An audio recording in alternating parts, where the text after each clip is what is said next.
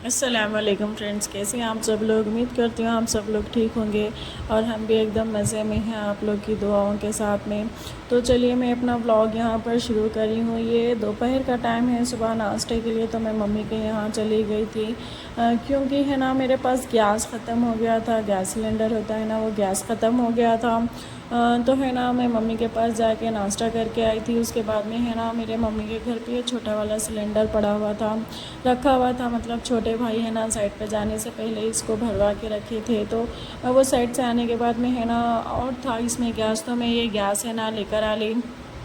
क्यों है क्योंकि है ना घर पे जब आते हैं ना तो कुछ ना कुछ होता है बनाना, चाय बनाना या फिर दूध गर्म करना होता है। सब मेरे को है ना बहुत ज़्यादा मुश्किल हो जा रहा था, तो मम्मी के घर पे छोटा वाला गैस था तो मैं लेकर आ गई थी।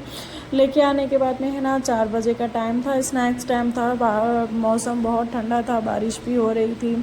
तो मैं सोची कि चलो पराठे लेकर रखी थी मैंने, जो पराठे मालाबार पराठा था, लच्छा पराठा, वो है ना अंडा लगा के सेक के बच्चों को दे दी और अपने लिए भी चाय बना ली। चाय के साथ में एक पराठा मैं भी ले लूँगी। सुबह नाश्ता करी थी मैं। उसके बाद में दूध गर्म हो गया था तो थोड़ा सा दूध है ना मैं अदनान के लिए निकाल दी। उसके बाद में है ना मैं भी अपना पराठा सेक ली और चाय अपने लिए बना ली। चाय और पराठा कॉम्बिनेशन अच्छा लगता है। और कौन कौन मेरा वीडियोस देख रहे हैं, लाइक करें, सब्सक्राइब करें, कमेंट ज़रूर कीजिएगा और मेरे ब्लॉग्स कैसे लगे ज़रूर बताइएगा। और न्यू सब्सक्राइबर मेरे बढ़ रहे हैं, एक आध सब्सक्राइब बढ़ रहे हैं मेरे।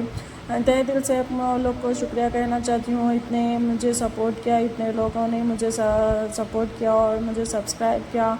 और मैं चाहती हूँ कि मेरे सारे वीडियोस आप लोग देखें ताकि मुझे मोटिवेशन मिले। मेरे को है ना बहुत ज़्यादा मतलब ब्लॉगिंग का उतना आइडिया नहीं हो रहा है, फिर भी मुझसे जैसा भी शूट हो रहा है ना मैं थोड़े थोड़े क्लिप्स है ना आप लोग के साथ में है ना शेयर कर रही हूँ। और है ना मैं चाय रोटी खा लेने के बाद में है ना अपना मारिया के बुक्स लेकर आई थी मैं, जो स्कूल ओपन हो गए हैं। तो इनके मारिया के बुक्स को है ना कवर चढ़ाना था। ये देखिए मैं कुछ इंस्टाग्राम जैसा रील का शॉट करने वाली थी मैं, कि एक चुटकी बजाने पे है ना सब कुछ ऐसे फिनिश हो जाता है। मतलब वैसे ही हो गया कि एक चुटकी मारने से है ना पूरा काम फिनिश हो गया, ऐसा कुछ नहीं है। इसके लिए तो है ना 2 घंटे लग गए थे क्योंकि मैं अकेली थी ना, तो कवर्स चढ़ाने के लिए। अब है ना मारिया सेकेंड स्टैंडर्ड में जाते हैं, ग्रेड टू में जाते हैं। अभी फर्स्ट क्लास हो गया उनका, सेकेंड क्लास में भी जाएंगे। पता नहीं बच्चे इतने बुक्स पढ़ेंगे क्या करेंगे ना। हम लोग भी तो इतना पढ़े, बट अभी सोच में ऐसा हो रहा है कि इतने सारे बुक्स बच्चे कैसे पढ़ेंगे, कैसे दिमाग में घुसेगा। हाँ, इतना कम उम्र रहती है वो लोग की, फिर भी है ना कितना अच्छे से कैच कर लेते हैं माशाल्लाह से। मारिया है ना यूकेजी से डायरेक्ट 4 महीने में फर्स्ट क्लास का सिलेबस पूरा कंप्लीट कर लिए थे। वो सीबीएसई से कर रहे थे। मेरा जब पुराना इन लॉज का घर था ना, वहाँ पर है ना सीबीएसई से यूकेजी में थी मेरी बेटी। फैमिली सपोर्ट मतलब मेरे साथ कुछ ऐसा ऐसा हुआ इन लॉज में कि मुझे बच्ची को है ना बीच में से स्कूल को भी छुड़ाना पड़ा। इतना इतना इतना गलत करे थे, मैं क्या बताऊं कि मेरी बच्ची की फ़ीस 1 साल की फ़ीस भी मैंने बांध दी थी। फिर भी है ना मेरी बच्ची की पढ़ाई रुका के है ना दूसरी तरफ एडमिशन कराना पड़ा मेरे को। बीच में से उनको साल की फ़ीस पूरी भरना पड़ा। ऐसा ऐसा कुछ हो गया था मेरे साथ। खैर छोड़िए, इसके बाद में है ना बुक्स को अट्टे चढ़ाने के बाद में है ना मैंने शाम का खाना रेडी कर दी थी। और यहाँ पर है ना आलू भी फ्राई कर रही हूँ क्योंकि मुझे आज सहरी करना है।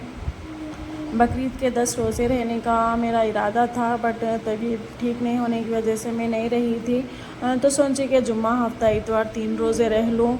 तो है ना गोश्त मंगाना मैं ना भूल गई थी कवर्स चढ़ाने के चक्कर में। तो है ना मैं टमाटरों का खट्टा बना दी थी और आलू फ्राई कर दी, पापड़ तल दी थी। और ये देखिए हमारी सहरी फिनिश हो गई। जैसे चाय चढ़ा दी ना मैं, आसान हो रही थी। बैकग्राउंड में आपको सुनाई दे रहा है नहीं दे रहा है मालूम नहीं। ये देखिए सब गली पूरी सुनसान है, मतलब मुसलमान घर के यहाँ लाइट चल रही है कि रोज़े रह रहे, सहरी कर रहे हैं वो लोग। तो यहाँ पर फजर हो गया। उसके बाद में है ना हम लोग नमाज़ पढ़ने के बाद में सो गए। तो करना था मेरे को किचन की डीप क्लीनिंग करना था। तो है ना मैं बर्तन धोने के बाद में अप्लायंस पूरे चटनी वगैरह वो सब पीसेस है ना थोड़ा सा गंदे हो गए थे, तो उनको भी अच्छे से नीट कर लिया, अच्छे से कच्चे कपड़े से पोंछ ली मैं। और सेल्फ़ों में भी थोड़ा थोड़ा सा डस्ट लग रहा था, तो मैं ना उसको भी एक कच्चा कपड़ा लेके हाथ घुमा दी। ऊपर ऊपर साफ़ करते रहते ना तो फिर भी ज़्यादा डस्ट नहीं दिखता है।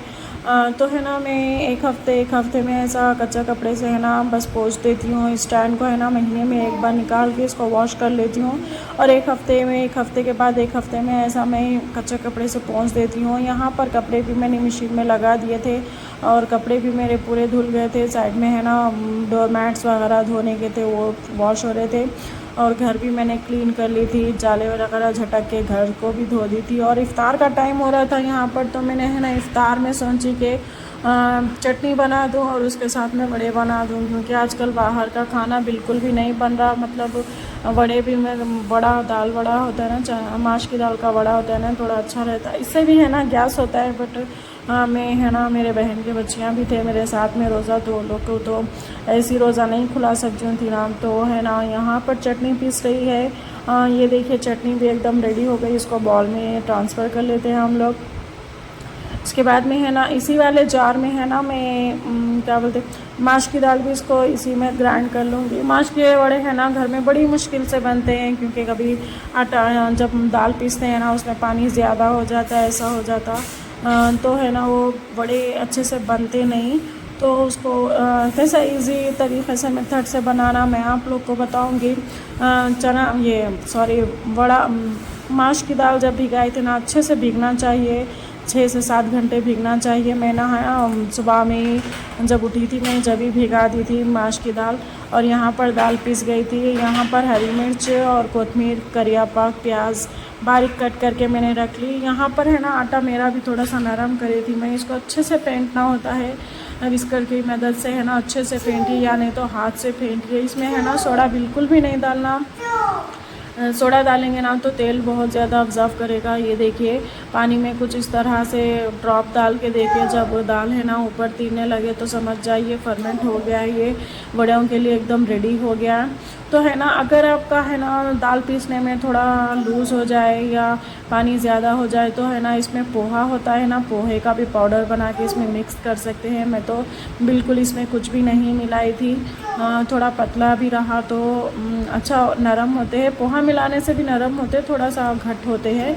तो एक कटोरे में बॉल में पानी ले लीजिए, हाथ को अच्छे से कच्चा कर लीजिए और इसमें ये देखिए ऐसे होल कीजिए, बिल्कुल अच्छे इजी तरीके से निकल जाते हैं। इस तरह से बड़े आप लोग ट्राई करके देखिए, बहुत अच्छे बनते। नाश्ते के लिए या फिर ब्रेकफास्ट के लिए या स्नैक्स के टाइम पे ये बहुत ज़्यादा अच्छे लगते हैं। बाहर के यूज़ करा हुआ तेल यूज़ करते रहते, वो बार बार यूज़ करते रहते। बाहर का खाने से बेटर है कि अपन घर पे बनाओ, अच्छा बनाओ, हाइजीनिक तरीके से बनाओ। तो है ना मैं ये भी है ना छोटे गैस पे ही बना रही हूँ, क्योंकि मेरा गैस ख़त्म हो गया था, सिलेंडर जल्दी नहीं मिल रहा था। ऐसा हो गया था ना कि सबके मतलब मेरे को ख़याल ही नहीं आया कि मेरा गैस ख़त्म होने वाला है। तो मैं उसमें थी कि गैस ख़त्म होने के बाद में याद आया कि अरे गैस ख़त्म हो गया, गैस बुक कराना था मेरे को, खैर मैं भूल गई थी। तो चलो इससे काम चला लेते हैं, शायद आजकल में आ जाएगा, 1-2 दिन में आ जाएगा। तो यहाँ पर देखिए वड़े मैंने है ना इस तरह से रेडी कर ली। थोड़ा सा आटा लूज़ था ना तो थोड़ा बराबर शेप नहीं आ रही थी, तो मैंने इफ्तारी के लिए यहाँ सब कुछ निकाल दिए थे। फ्रूट्स रखना मैं भूल गई थी, फ्रिज में रख दी थी, तो खैर वो भी लेकर हम लोग रोज़ा खोलते हैं। उसके बाद में मिलते हैं नेक्स्ट व्लॉग में। अल्लाह हाफ़िज़, टेक केयर, बाय।